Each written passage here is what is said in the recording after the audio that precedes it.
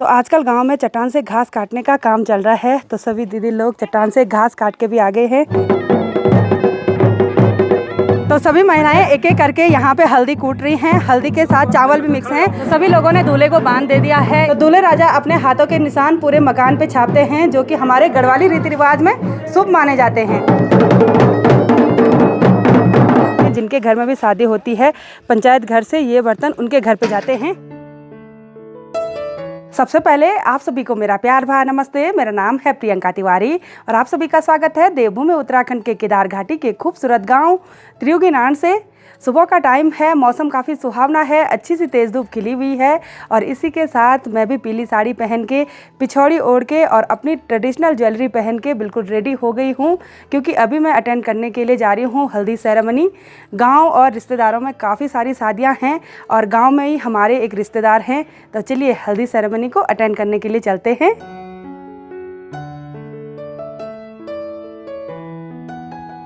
तो आजकल गांव में चट्टान से घास काटने का काम चल रहा है, तो सभी दीदी लोग चट्टान से घास काट के भी आ गए हैं। ये दी है क्या? दी प्रणाम। ठीक स्वास्थ्य ले आ गए। दी प्रणाम ले आ गए। दी काफुन खोले बेटो। दी प्रणाम। दी प्रणाम प्रणाम। ठीक है ना? ये सभी। और ये देखिए हमारी मौसी जी सफाई करने पे लगी हुई है। मौसी जी नहीं जाती है घास काटने? न गाय न भैंस, किसके लिए लाना।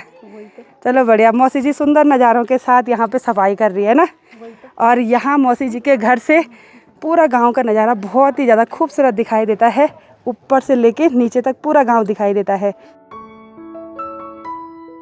तो अभी मैं पड़ोस में आ रखी हूँ मौसी जी की शॉप पे। मौसी जी ने अपने घर पे शॉप खोली हुई है, कॉस्मेटिक वगैरह सब सामान मिलता है। मुझे चाहिए एक क्लिप वगैरह, क्योंकि ये पिछौड़ी जो अटकानी है सर में पल्लू रखना बहुत ज़्यादा ज़रूरी होता है। तो छोटी मोटी पिन चाहिए मुझे। तो चलिए जी, मैंने पिछौड़ी भी पिन अप कर ली है। थैंक यू मौसी जी का, इतने नज़दीक पे दुकान खोल रखी है। तो अब चलते हैं जल्दी आना घर। मेरी शॉप पर जल्दी आना, मैं वेट कर रही थी। ठीक है। सेल्फी लेनी है? सेल्फी लेनी है। बिल्कुल मैं रेडी नहीं हुई। ठीक है। तो शादी वाले घर में जाने के लिए हमको अपने घर से थोड़ा सा ऊपर जाना पड़ेगा। शादी वाला घर सामने वाला है और हम अभी दूसरे घर पे आ गए हैं, क्योंकि यहीं पर हल्दी कूटी जा रही है। और यहाँ पे हमारे उत्तराखंड के पारंपरिक वाद्य यंत्र मसक बीन और ढोल दमाऊ को बजाया जा रहा है। और शादी में सबसे ज़्यादा इम्पोर्टेंट यही होते हैं। तो अब मैं आपको ओखल में लेके चलती हूँ। सभी औरतें पीली साड़ी में बिल्कुल रेडी हो गई हैं और मसक बीन की जो धुन है ना, वो बहुत ही मधुर होती है।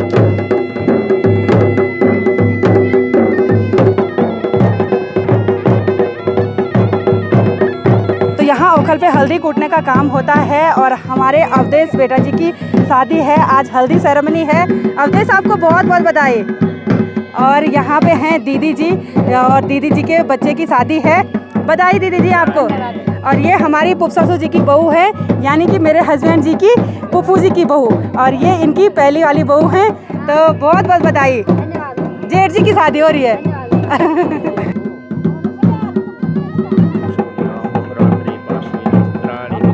यहाँ ओखल में हल्दी के साथ चावल भी कूटे जाते हैं और दूल्हे राजा चावल और हल्दी ओखल में डालने लगे हैं। और ये जो लट्ठे हैं इनको बोलते हैं गंजलू। तो इन्हीं गंजलू से यहाँ पे कूटा जाता है। तो एक बार थोड़ा सा दूल्हे राजा कूटेंगे और उसके बाद कन्या कूटती है और उसके बाद फिर सुहागन महिलाएं।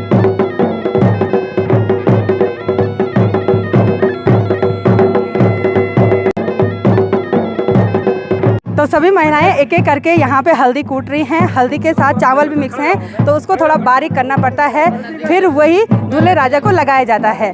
तो अब मेरी बारी भी आएगी इनकी बारी के बाद।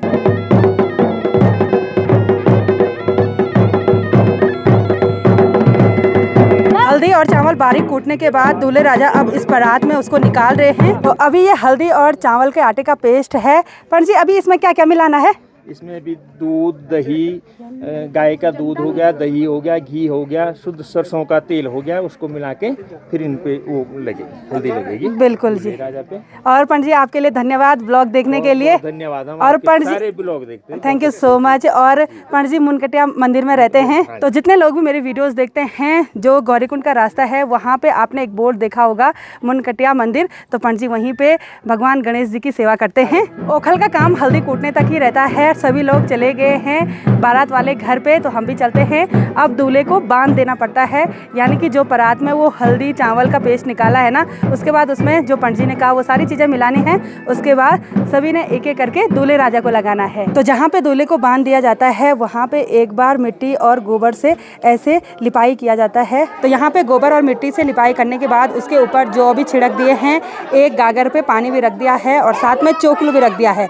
तो इसी चोकलू में दूल्हे राजा बैठते हैं। तो यहाँ पे ये जितने भी फोटोशूट करवा रहे हैं ये सारे हमारे रिश्तेदार हैं। सभी के लिए बहुत बहुत धन्यवाद। सभी लोग ब्लॉग देखते हैं और ये तो देहरादून से आए हैं, हमारी बुआरी लगती हैं ये हमारे भांजा लोग। Thank you so much. और ये हमारी जटो जी हैं और ये जटो जी की बेटी हैं। और जेठ जी को बहुत बहुत बधाई, आपके बेटे की शादी है। और जेठ जी केदारनाथ में आपने देखा ही होगा। तो सभी के लिए बहुत बहुत थैंक यू।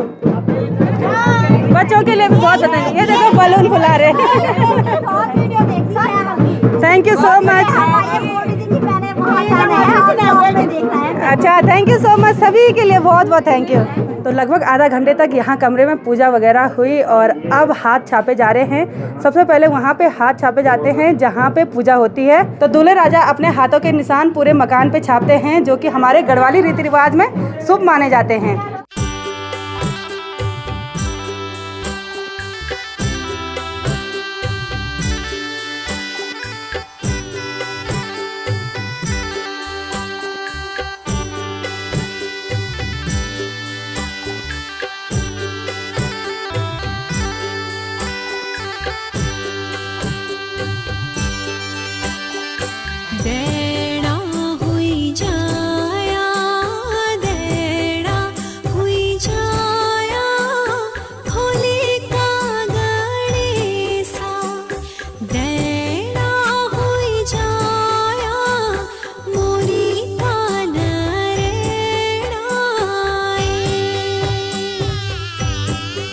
सभी लोगों ने दूल्हे को बांध दे दिया है। इसके बाद दूल्हे राजा जी स्नान करेंगे और उसके बाद दूल्हे की आरती होगी।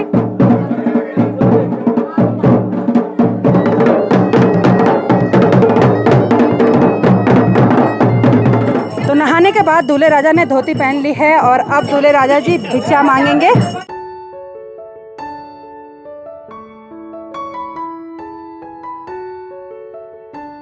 तो दूल्हे राजा अभी भिक्षा मांग रहे हैं, क्योंकि गृहस्थ आश्रम में जाने से पहले भिक्षा मांगी जाती है। और जिनकी हल्दी सेरेमनी में अभी हम शामिल हुए हैं उनकी बारात कल निकलनी है दुल्हन के घर के लिए। तो कल हम बारात में बाराती बन के जाएंगे। हल्दी सेरेमनी अगले दिन इसलिए रखी गई क्योंकि बारात ने बहुत दूर जाना है। और मेहंदी सेरेमनी आज रात को होने वाली है, कीर्तन वगैरह भी शाम को होने वाले हैं।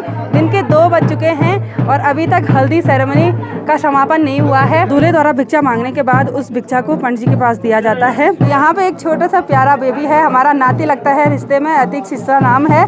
और ये हमारे ब्लॉग देखता है और मुझे देख के ना खुश हो रहा है। हेलो करो।